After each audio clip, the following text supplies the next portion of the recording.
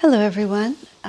We're continuing now with the essence of the Bhagavad Gita, Swami Kriyananda's commentary based on Paramhansa Yogananda's explanation of the Gita. Let's start with a prayer. Heavenly Father, Divine Mother, Friend, Beloved God, Jesus Christ, Babaji Krishna, Lahiri Mahashaya, Swami Sri Yukteswar, Beloved Master Paramhansa Yogananda, Saints of all religions, dearest friend Swami Kriyananda, humbly we offer our lives in service and devotion to your cause of self-realization for all. Be present with us as we delve deeply into this great scripture. Through these words, help us to feel your living presence. Enlighten us as to the deeper meaning of these verses, and above all, open our hearts to your transforming wisdom, to your guidance, and to your love. Om. Peace. Amen. Let's just be silent for just a moment and then we'll begin.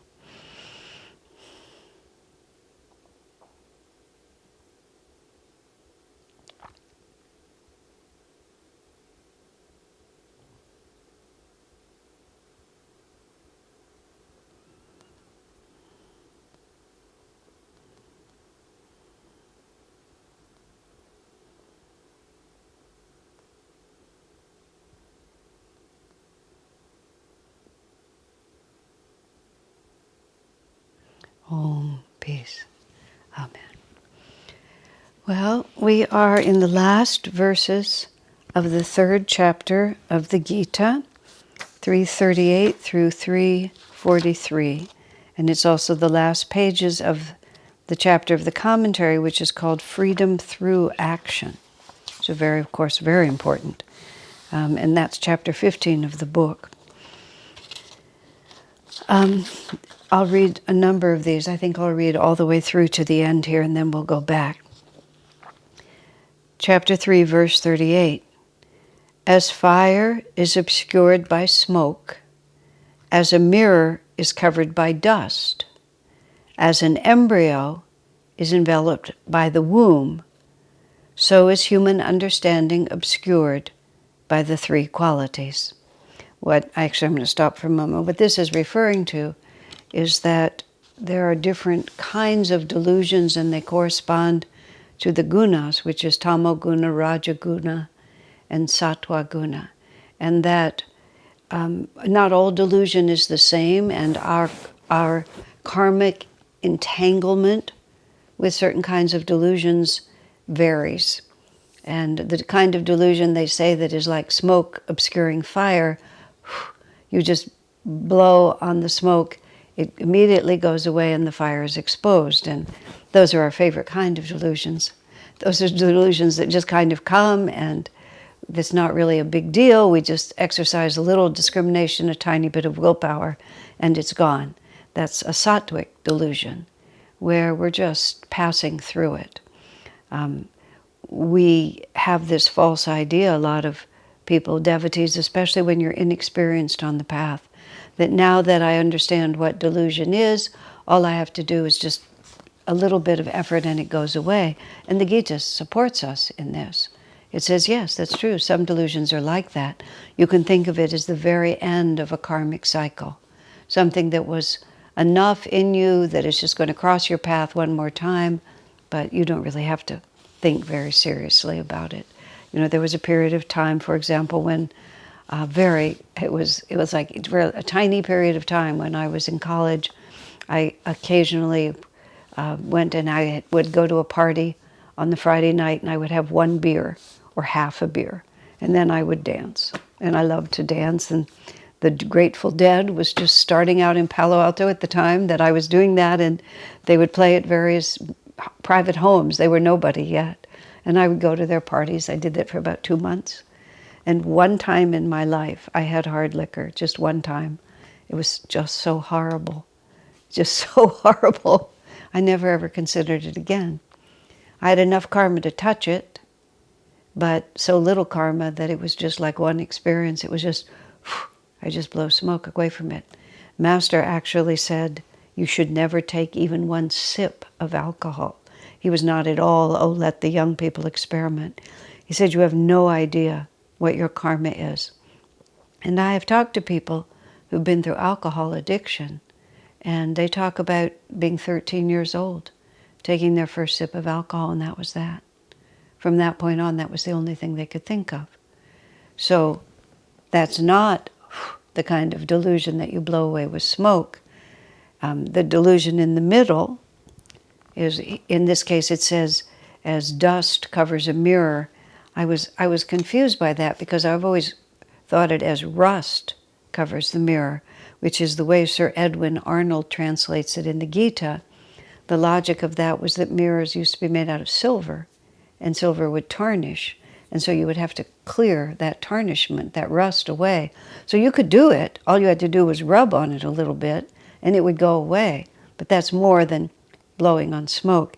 It's been translated now as dust covers a mirror. In other places, I've seen it as dirt encrusts a mirror, which I actually think is just more accurate. Because, again, you can get the dirt off the mirror, but you have to work at it a little bit. And so that would be the kind of delusion where it comes to you, you do it for a while, but then there's not much difficulty. I would say perhaps my decision to be a vegetarian was a little bit like that, or maybe it was more like smoke. I was trying to think of an example in my life that I could draw from my own experience, but you may have yours. I remember I was thinking the vegetarianism only because the last meat I ate in my life, I believe, was this hamburger that I had at this well-known hamburger place. As it happens, it was right in Palo Alto. That was decades ago, 50 years ago, in fact. And I dreamt about that hamburger, and it was the whole thing, you know, with the bun and a little bit of lettuce hanging out and the tomato, how they would make them. But it was the entire thing, and it was moving through my veins all night. It was like a horror story, you know, like a cartoon image where there's this big fat thing, and it just moved through all my blood vessels with the bun intact like that. I mean, it was awful. And that was, I believe, the last time I intentionally ate meat. I did when we were in Switzerland, when I was in Switzerland with a friend of mine a few years ago. And we were somewhere, and we had a little trouble explaining to the restaurant waiter that we were vegetarians. And so he finally seemed to get it, and he brought us a salad, and there were these sort of cheese balls. I ate 3 of them before I realized that unusual, delicious flavor was bacon. It had just been 50 years since I'd had bacon, so I didn't really recognize it. And finally, I just kept thinking, wow, these are so good. I wonder what this is. Now, that's just, I'm completely just changing the subject here, but we all know about a delusion that will grab us that we know isn't good for us, but it'll take us a little longer. I mean, it might even take us years. Vegetarianism is something that a lot of people have had to work for years, or some kind of issue with the palate, where you know you just really keep wanting this food, even though you know it's not good for you. You keep going back to it. Cigarettes, coffee might be a little bit like that. Where you just, you know, it's just a little bit of work, but still it goes away. You can use your willpower to change it. And the amount of willpower you apply will change it. That's Rajoguna. It requires energy and activating willpower.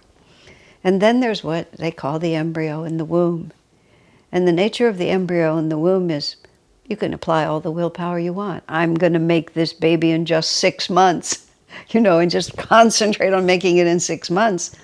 It can't be done because it has a life of its own, literally. And so we often, in our lives also, just confront delusions that we just have to outlast them. A friend of mine who was seriously addicted to drugs was caught in that kind of an addiction, and he became a disciple of Master, and he was a drug addict. And he said, you might think those two things don't go together, he said, but I'm telling you that they did. And just enough time had to pass and enough things had to happen that the term finished itself. And then all of a sudden, he was able, it wasn't even so much willpower, it's just the sudden descent of grace, which is sort of like the birth of the child. Every so often you read something where they talk about it from the point of view of the embryo and about how it gets more and more crowded inside that womb, and he notices that he keeps growing, but there seems to be a limited amount of space, and how is he going to be able to just keep on living like that? But then something completely unexpected happens from the point of view of the child. Of course, this doesn't take into account reincarnation or the omniscience of the soul or anything, but it's a good story and it's a good image. Then something completely unexpected happens, which is the embryo, by now the more appropriate word is the child, is simply forcibly expelled from the womb into the world. And so there comes a time in our lives where we have held firm to our ideals, despite the fact that whatever delusion it is here just will not be released from our consciousness, and then grace descends. Grace descending is like the end of that pregnancy term. Just all of a sudden it's over. And in other places where Swami talks about how to deal with that, even if you are compelled seemingly against your will. And last time we met, we were talking about Arjuna asking Krishna, why is it that seemingly against our will we are compelled to do that which we know is not in our best interest? And then Krishna answers, desire and anger. Desire for something, anger when that desire is thwarted, just keep us running all the time. But if we maintain even the tiniest bit of what Swami calls mental uninvolvement, so that we never give the full consent of our will, even if the majority of our will dominates, and it's tamoguna in the sense of being downward pulling, not in the sense of being inert, but in the sense of being downward pulling energy. But Master speaks of us working with our limitations as being like a nail that someone else drove into the wall, but it's your job to pull it out with the hammer. And you don't know how long the nail is. So you just start with the head of the nail and you begin to pull, and you just have no idea how much effort and how long it's going to take before that nail comes free.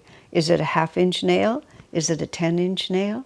You just have to keep pulling, and you never know when you're going to be at the end of it, when the last little tug is actually going to liberate it.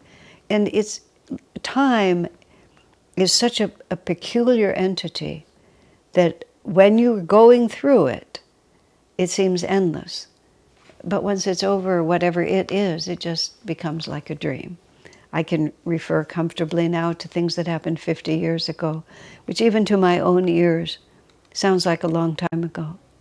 To my own heart, to my own memory, to my own spirit, it's both a long time ago and not a long time ago at all. It's part of the fabric of who I've become, and it's also of no consequence whatsoever, because it's all just a dream, and the only thing that is existent in the moment is the consciousness that I have. It's relevant because there is a contrast in my life experience between then and now. And I know the contrast between then and now is because of the grace of God and a very little effort on my part, which is an everyday determination to hold fast to my ideals, and the willingness, no matter how discouraging that day might be in terms of the gap between my aspirations and my accomplishments, the willingness to get up the next morning and try again. And time, even this seemingly long gap of time, is very important. because I can see that it worked. And when I started, I knew it would work. I mean, I knew that the spiritual path would work.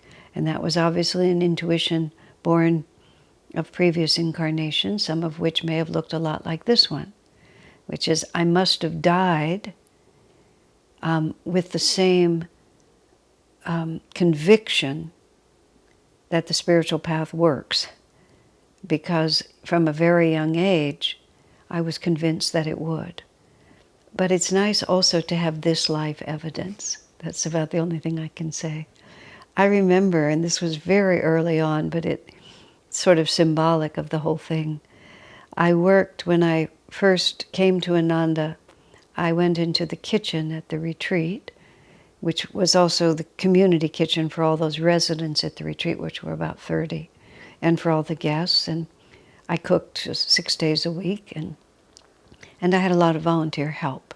The guests would generally come in and help wash dishes or help cut vegetables or something like that. We had no electricity, so we had no dishwashers. Everything was done by hand.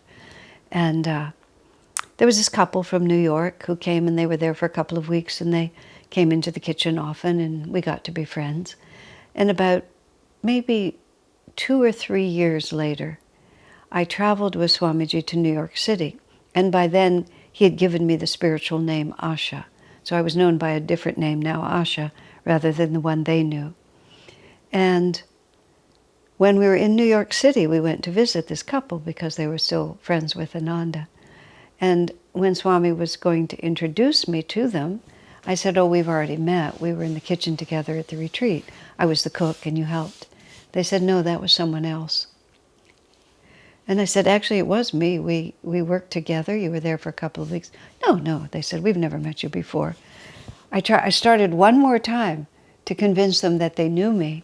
And I thought, Asha, God is giving you a marvelous compliment. He's telling you that in this short period of time, you've changed sufficiently that they don't even know who you are. So I said, yes, I guess so. I thought I knew you, but I guess not. I guess we're meeting for the first time.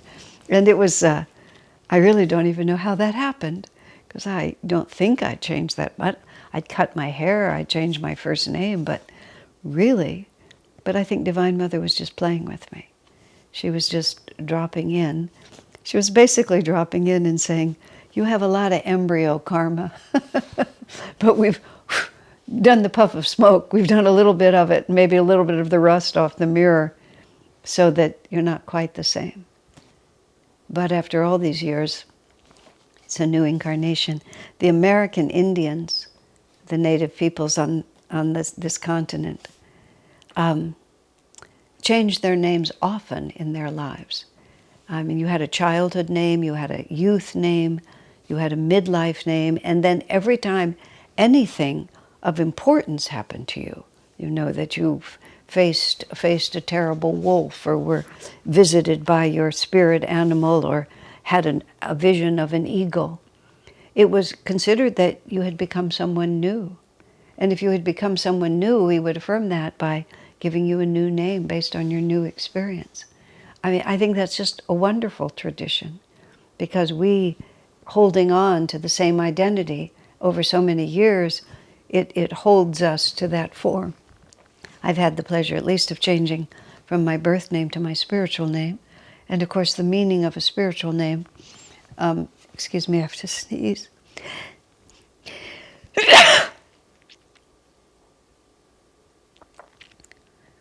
Tends to be sufficient that you can spend your whole life growing into it. My name Asha means hope. And I was asked once two questions in a row. The first one, what is the meaning of your name, which is hope?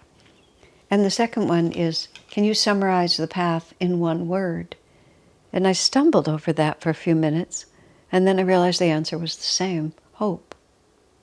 And that is the answer. And that also with this verse is about hope, merely because some of our karma is like the embryo in the womb. Eventually, the term will be over, and that karma too will be released. As long as we can hold on to that hope, then we can put one foot in front of the other until that day comes. Very, very powerful, important teaching. So now I want to just read, I'm going to read through, probably, at least I'll start, and to see how much I comment is all I'm saying. Chapter 3, verse 39. O son of Kunti, which is one of the names that Krishna used for Arjuna. Kunti was his mother. The unquenchable flames of inner desire are the constant enemy even of the wise. One thing about the Gita that's just so wonderful, which is why it has lasted so long, is that it's such an encouraging scripture. Encouragement is everything. I know it's a theme that I harp on a lot, and it's a theme that I harp on in conjunction with my experience of time. Because I've seen many people come onto the spiritual path and lose heart. And then they sort of can't, they lose confidence, they lose hope. And then they'll drift off and have more or less ordinary lives, not necessarily, let me be fair, not bad lives, not lives to be ashamed of, but they'll lose touch with their spiritual aspirations. It often happens because people will come back after a long absence. I remember somebody coming back to our church after 25 years, and he looked like those years had been hard on him. And he confessed as much and said, I tried to think of the last time I was happy. And he felt that the last time he was happy was when he had been part of Ananda. So he was looking for that happiness again. Unfortunately, he drifted away. I don't know what became of him. But that's all too common.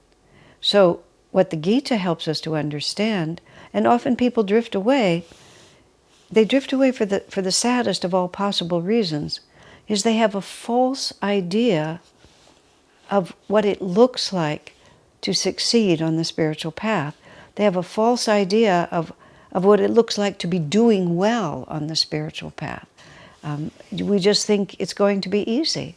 We just think that now I know I want to overcome my karma, it's just going to go away. That's why Arjuna's question to Krishna, which we dealt with in the last session, why against our will are we compelled to do the wrong thing? And Krishna just says, that's the way it is, because we have all this in us.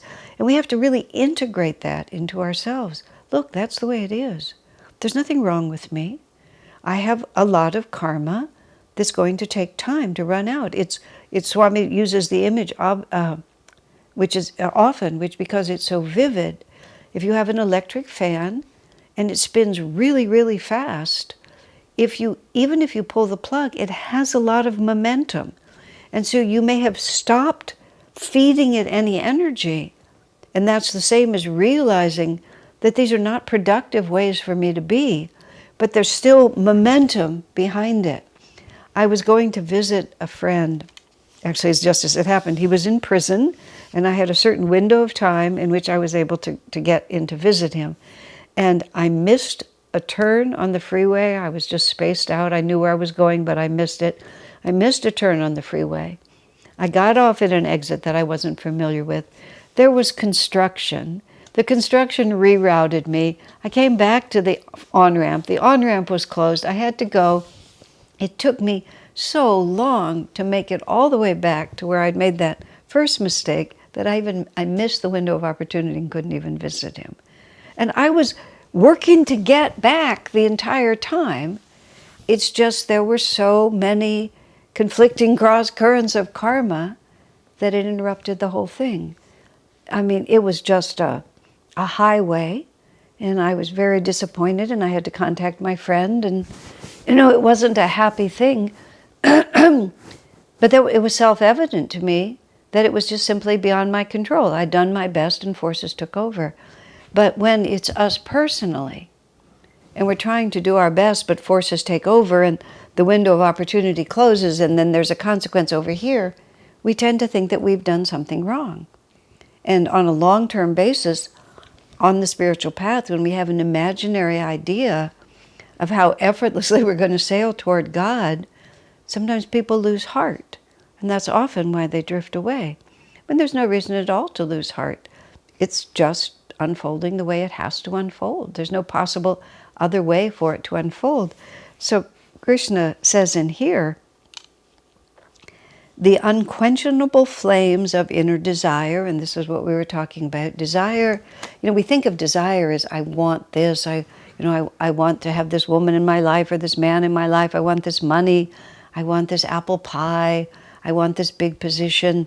But desire is also smaller than that, or less explicit.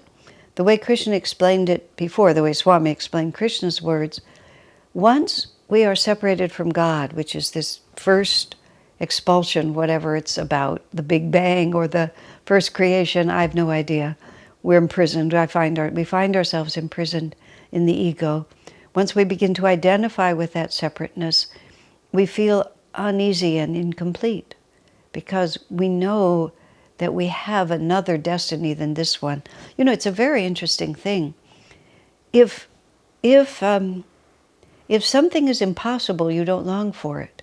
If something doesn't even exist, you don't long for it. In this sense. If unhappiness were the only option for us, it would just be the way things are. We wouldn't even consider that it was wrong. But we know that we were made for bliss. And so there's always this vague sense that something is not happening properly. And how conscious and how explicit that becomes is a matter of spiritual development over many lifetimes, because gradually we have a name for it. And that name is I am separated from God.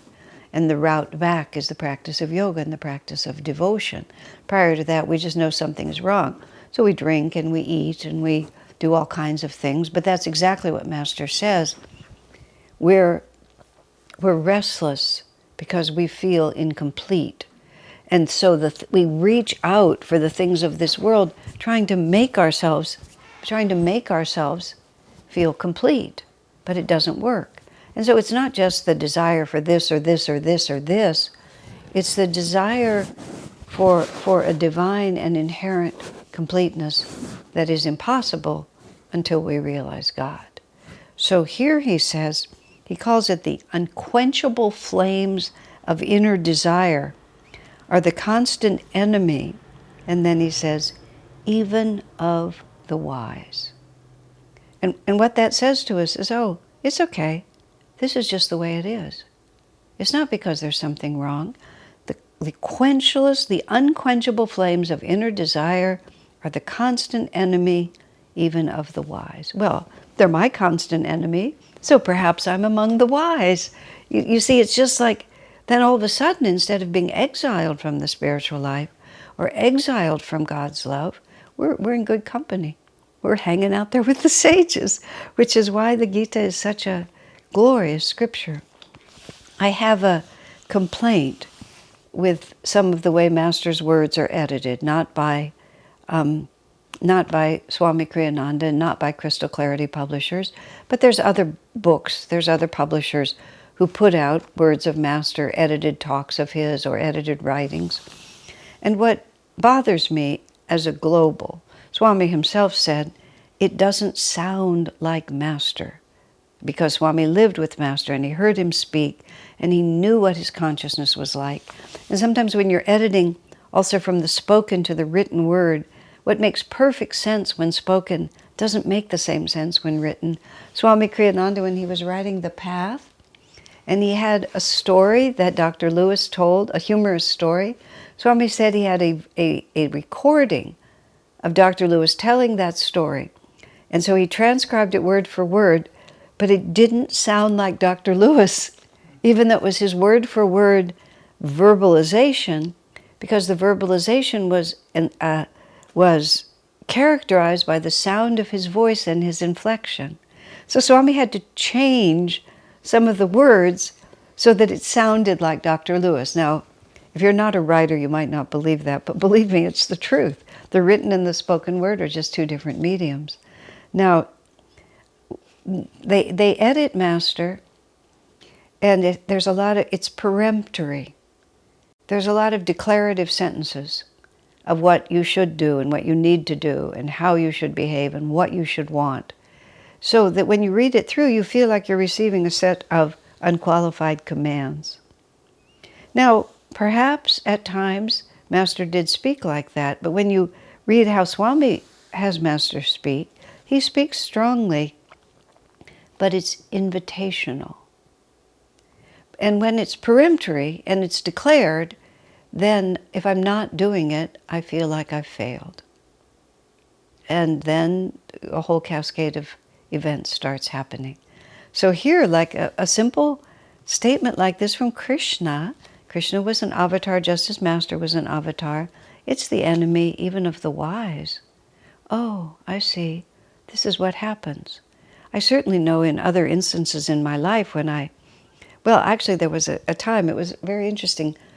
Swami Kriyananda gave his first higher Kriya initiation in a complete dedicated weekend to the practice of Kriya. It wasn't until 20 years after Ananda started that he gave the higher initiations. It was the middle of the 80s. And in that, somebody asked a certain question about a phenomenon they'd experienced in meditation, a certain restlessness. And it was really interesting to me because Swami gave it a very simple explanation that was actually even positive rather than negative. I myself had had that same question for 20 years, but I'd always been afraid to ask it because I felt it reflected badly on me. And when that happened, I thought, oh my, I could have helped myself so much just by being unafraid to be myself and to have the feeling that if this is what's happening to me, there's no reason to be ashamed of it, because unquenchable flames of inner desire, or it doesn't even say the occasional enemy. He says the constant enemy even of the wise. I've been watching myself a lot. This is being recorded in August 2020. My life is far more restricted than it usually is because I'm part of a small bubble that maintains a pretty strict quarantine in order for us to be able to work together to do all this kind of recording and so on, because you can't be distanced and you can't be masked in some of these situations. So we made an agreement, even though we don't live in the same household, to all of us follow the same protocols. So my consciousness is more of a blank canvas because I have very few options. It's not like seclusion because I talk so much and I interact a great deal with my bubble, but also through Zoom. I interact a great deal through Zoom with many, many people. When I'm in seclusion, when I have been in seclusion, communication stops. I'm not putting it out, it's not coming in, so the atmosphere is extremely still. So weirdly, activity is very narrow, it follows a very narrow channel, but I'm in no way isolated, and it's not really calmer in any way. It's not more silent and not more still than normal. But somehow or another, the repetitive simplicity of these months has just wiped all the color off the canvas of my mind. And so all I'm watching is the unquenchable flames of inner desire. I mean, not that I want, because there's not much that I want. And the little that one does want, one can always go on the internet and order it and have it delivered free in about 2 days. But it's not like I long. I don't really miss, except on very little occasions, the diversions that I'm used to. I very much miss my spiritual family. I miss the opportunity to be together. You know, there's dozens, hundreds of people that I was accustomed to interacting with in person over the course of time, and they're just not there, and that's hard on my heart. That's a fact.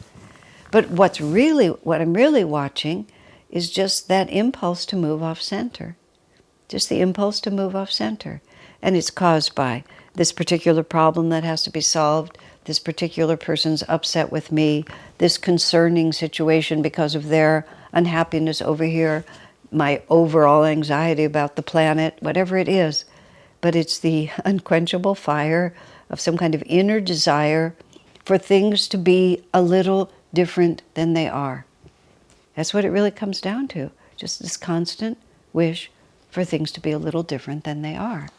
I was talking to a friend recently who's facing a serious enough health challenge that it's conceivable that, it's conceivable that his life will be over. Probably not from this cause, but it could happen. And he's a peer of mine. I'm 73. He's essentially my age. My father, because he just enjoyed human nature, he used to like to read the obituaries. Some obituaries are sort of fun. You sort of get a picture of other people's lives. And I mean, in our small local paper, so it would be his neighbors, basically. We lived in this small town in Southern California, so it was small enough. It was a university town, and it was small enough that we all sort of knew of each other. Just so that was what he would read. And I remember when he said to me that the point came, for most of the time, most of the people who died were older than him, and then all of a sudden they were younger than him. More people were younger than him than older, and he, ruefully commented on that. So I was talking to my friend about, it's been a good run, and a person can live 10 or 15 years more than where I am and he is now, but it's been a good run. It's not like we'd be cut off at the beginning if our lives ended now. And so we started talking about, essentially, an indifference to whether life goes on or not. And not necessarily based on a glorious sense of union with God, but just like, oh my, one more day on this planet. And the planet's not really all that much fun, since in my case, since Swami Kriyananda left. It was a lot more fun when Swami Kriyananda was here. And conditions are somewhat uncertain, and do I really need to hang around? And I was trying to sort out in my own mind, because we were talking together, sort of what is the actual issue. And what I finally came down to is two things. One, I would like to not to have preferences. I would like to be genuinely neutral. That if God wants me to live for another 50 years or 20 years, which is much more likely, I'm perfectly happy with that. If he wants to take me tomorrow, I should be perfectly happy with that. But I realized there was even something more than that, which is I would like to be joyously happy all the time. And when there's a slight disinclination even to be on the planet, it kind of poisons the well. And if one is actually indifferent to whether or not one stays or doesn't stay, then today is the only reality that matters. Because tomorrow is up to God. It's not really my choice. And so is today, do I have the open-hearted enthusiasm of a child? Just this joyous gratitude for life itself and for the opportunity to serve and to admire and to enjoy and to pray and to worship. It's not easy, to have that attitude, but it is a deliberate choice, not always accessible to us, because some karma is like smoke. Sometimes it's just a little bit of a sour mood, it's gone. Sometimes the malaise, we can elevate it to the point of vairagya, which is a disinclination for this world, but sometimes the malaise is a little bit harder to eradicate, and we have to concentrate on one of the 8 manifestations of God in order to bring something positive through us. And then sometimes we just have to endure. We have to wait until the heaviness, whatever it might be, is actually done. But at all stages of life, all we ever have is this moment. And I remember deeply what Master said. Take care of the minutes, Master said, and the incarnations will take care of themselves. That's a promise that has always been very important to me. I repeat it really often in classes like this, and I repeat it to myself.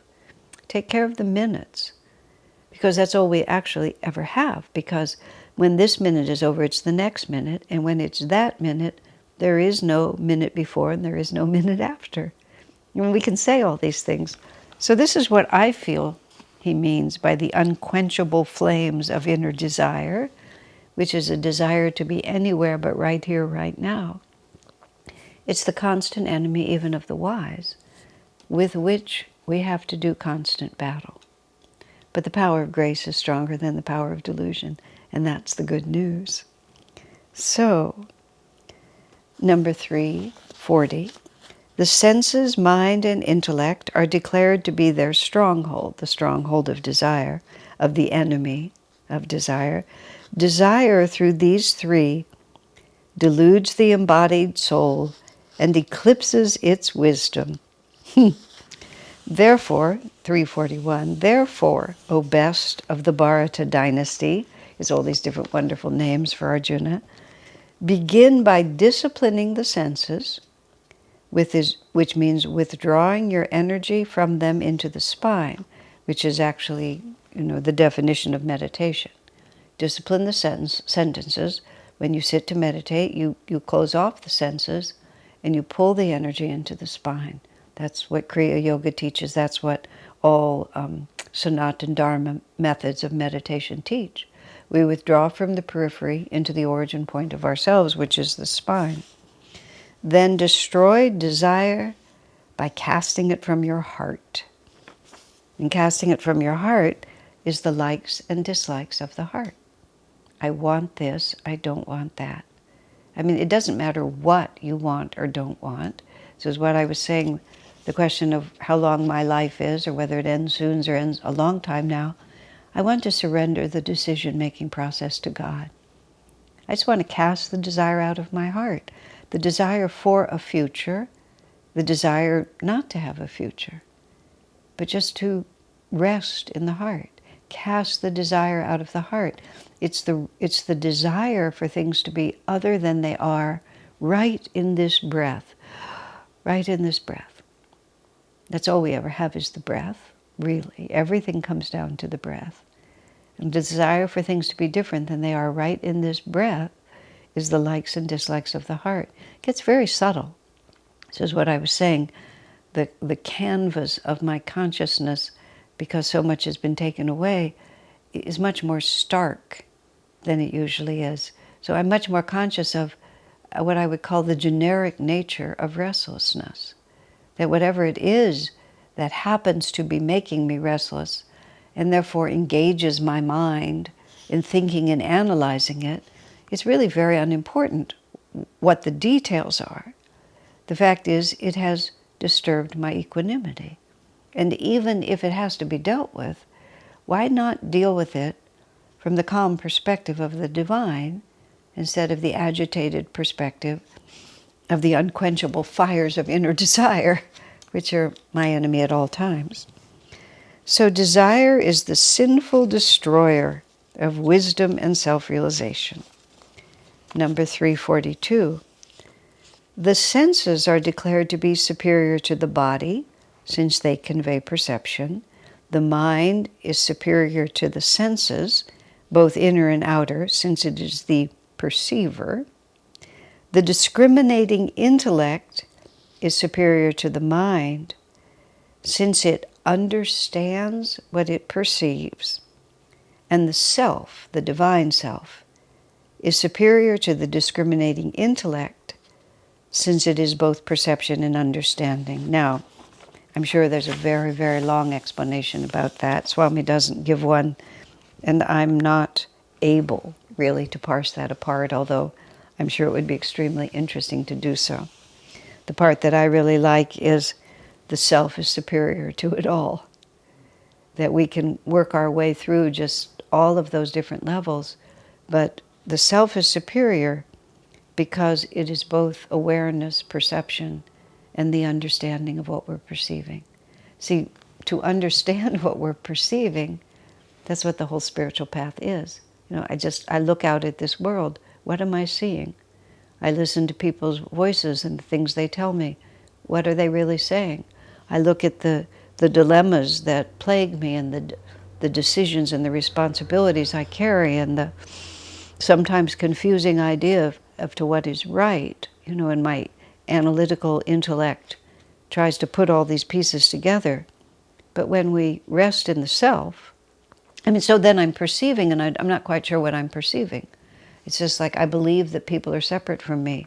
I believe that this is something to be worried about. I believe that my security is threatened. I believe what? Is any of it true? Or am I at all times a child of God and everything is well taken care of in His hands? I believe it.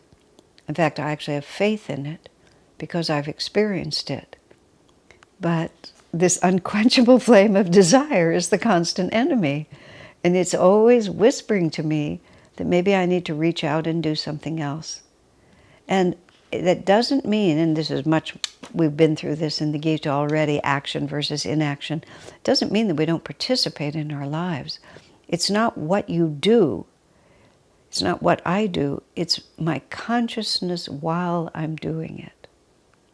And am I completely calm in the presence of God? Do I trust in that He is acting through me? Am I calm in the face of success or failure? Am I detached from the fruits of my action? Or do I believe that I'm in charge and I'm really scared? Swamiji, even when he was very intensely engaged, and he said this many times, and it was true, as he put it, he never allowed anything to interrupt his inner peace. And he just had this quality. You could feel it when you were with him. There was always a level of deep stillness in him. And it just, no matter what, God was in charge and he knew it. And sometimes he had his days and his weeks. It wasn't like it was an effortless, because it's a constant enemy even of the wise to just sort of be reaching out a little bit. I saw Swami do it, well, I would say not at all is what I really have to say. That I'm trying to balance this between, even when he was having to sort things out. Well, let me phrase it. I'll phrase it the way Michael Singer spoke about another great American Indian yogi that he was very close to. And that man had a great deal of trouble and ended up being exiled from his own ashram and basically lost his whole life's work. And Michael Singer, who's a devotee, who's an author, a well-known author, took this yogi into his house. And Michael said about the yogi, it was extraordinarily instructive, because here this man had devoted decades of his life to building a work in America, and it was obliterated almost overnight.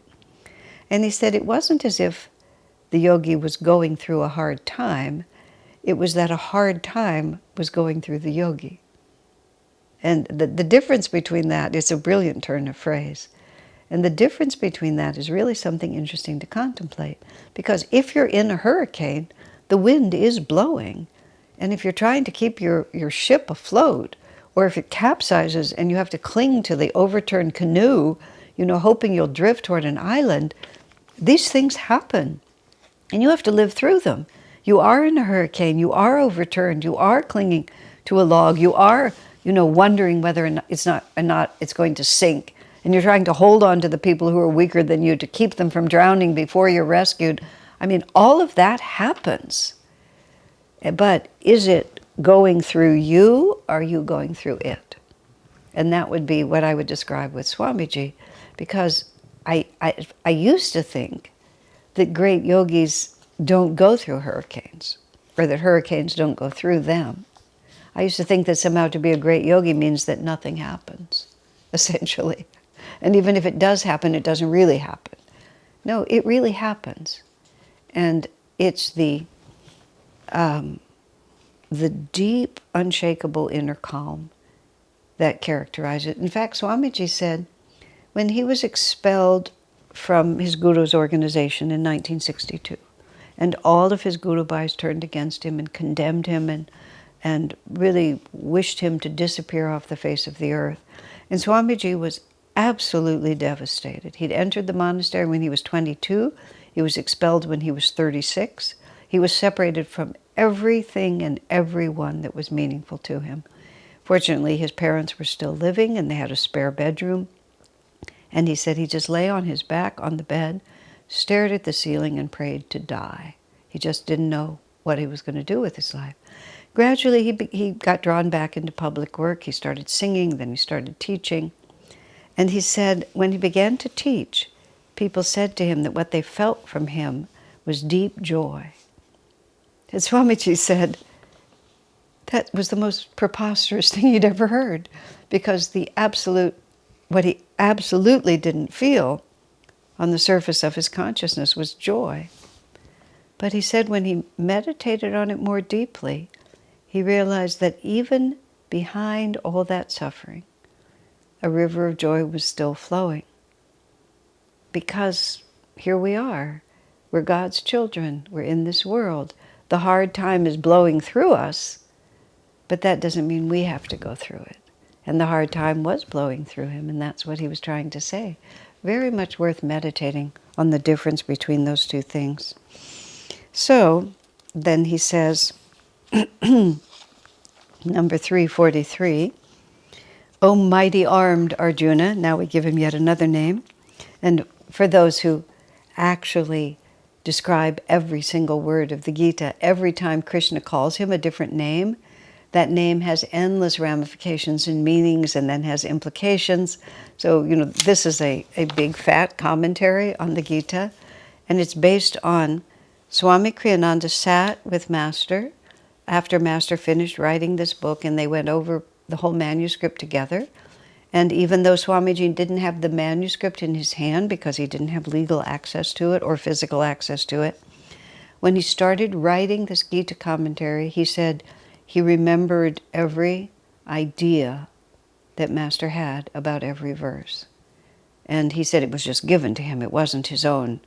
It wasn't his own remarkable powers. It was that Master wanted him to write this book, and Swami didn't want to write his own ideas. He wanted to write Master's ideas. So he would read a verse and he would simply remember. He would remember what he'd read, and he would remember Master's voice dictating it, and he would just remember what Master said about it. And Master chose, because you can just endlessly comment, but there's some that are more important than others. So anyway, 343, O mighty armed Arjuna, thus cognizing the indwelling divine self as superior to intellectual understanding, discipline your lower self, the ego, by dwelling in the true self, and thereby overcome the foe who, wearing the armor of desire, is ever difficult to conquer. So here we are, dwell in the self. Now this is the last stanza of chapter 3 of the Gita. And thus overcome the foe who, wearing the armor of desire, is ever difficult to conquer. So what he's saying by dwelling in the self, all of this is important, that's important. He says, experience the presence of God. And this is where much of the spiritual path comes back to devotion and to meditation. Because it's through the feeling of loving God and the discipline of focusing our attention that we actually withdraw into the self. Just most of the time, our senses are driving us. Our eyes are open, our ears are open, our digestive system is moving, our sense of taste is activated, and we're just always thinking about what's outside of us. Discipline the ego has many meanings, but one of them is discipline your inclination to identify yourself with the limited self. We're hungry because we're identified with this body. We're upset when somebody speaks to us because we're identified with this limited self. We're restless because we see things that we want to experience. We need to discipline the inclination of the self to identify with limitation and to want to have experiences through this limited being. Instead, we need to pull the energy, as it says in an earlier verse. We withdraw the energy from the senses, we bring it into the center point. What you do is you interiorize, you intensify, and you elevate the energy. That's what the process of meditation is. But without the feeling quality, which is the joy and the love, then it becomes just a dry discipline. And it doesn't really transform us. And one of the marvelous qualities of the path of self-realization, as Master and Swamiji have expressed it to us, is that it's so full of feeling. Master wrote this book called Whispers from Eternity. And it's a whole series of all these different prayers. And they're so exuberant. They're just so eloquently, they're such an eloquent celebration. And the ideas are profound, but the spirit is just one of joy and the spirit of love. And the freedom that comes with this just wholeheartedly throwing yourself, into the arms of the divine, like a little child.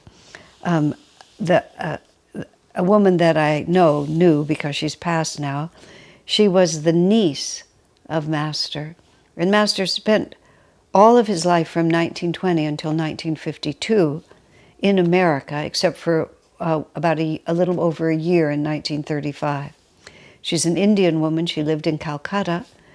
And she was 3 years old in 1935 when Master came to visit. She was part of his family, so she knew him there. And she doesn't remember any of this. But when she was a little tiny child and Master would come into the house, she would just run to him and throw herself at him like this. And he would always catch her. What else would he do? And she would absolutely insist on being with him as long as he was in the house. She would, just cling to him if she was forced to be separated from him. And he just held her with him the whole time. Because that kind of wholehearted devotion, it exemplifies, suffer little children to come unto me. There's another absolutely incredible story about this cow named Lakshmi, who was a devotee of Ramana Maharshi. Ramana Maharshi is a great sage, and he had an ashram in southern India. He lived, I believe, even maybe through the 50s at least. I'm not quite sure when he died, but he was contemporary. He was current. And there was a cow in the ashram, and that cow was absolutely devoted to Ramana Maharshi. And you can find on the internet stories about this cow Lakshmi. And the belief in the ashram was that she was the reincarnation of an old woman, a simple villager who had been devoted to Ramana Maharshi in a previous life. And this is how she chose to incarnate, because that cow was able to sit next to the guru all the time. Because the cow was just a cow. And she didn't have to pay any attention to any of the protocols. She would just walk right into the temple, sit down next to him, and for hours and hours at a time, the guru would sit and stroke her head. Like this. It's an exceedingly weird story. Totally weird. But there it is. In Ramana Maharshi, there's a Mahasamadhi Mandir, because he said that she was fully liberated. She just found that she wanted to be close to her guru and felt she would have more freedom. She bore children, but she never had to raise them or earn any money for them or anything like that. She had no responsibilities, and she could just do what she wanted to do, which was to sit next to her guru and have him stroke her head. It's just, this world is so much more interesting, and the spiritual path is so much less linear and tidy and neat than we think it is, So it's experience that changes us. Something happens, and it's no longer just an idea. And then it's not a question of whether I'm going to continue to follow the spiritual path. It's like when many of the disciples of Jesus at the end of his life were quite confused by eat my body and drink my blood, which was, he didn't explain it, and there was no Catholic church to tell you about the symbology or anything. He just declared it. He told his disciples that that's what you had to do. And the Bible says many of them walked with him no more. This was such a goofy teaching. What were they going to do? So Jesus said to Peter, are you going to leave me too? The way I always imagine that scene was just Jesus just very, questioning. All your friends have left. Maybe your brother, maybe the people that you were hanging out with, maybe they've all gone. What are you going to do? And Peter said, where would I go? Where would I go? Where would I go? You are my life. I know you are my life. Where would I go? There's no reality for me but this. And Jesus was very pleased. Master said the whole point of that challenge for all the disciples was for them to believe their own experience. Peter had had the experience of Christ. He knew who he was. He didn't understand what he was doing, but he believed his own experience. And that's what Krishna says in the end. Dwell in the true self. Seek the actual experience of the divine in every way that you can find it, through prayer, through devotion, through japa, through going out in nature, through service, through love, through meditation, of course, through chanting, for everything that you can do. Dwell in the self, and you will become like Peter. Doesn't matter what's happening. Where else could I go? God bless you, my friends.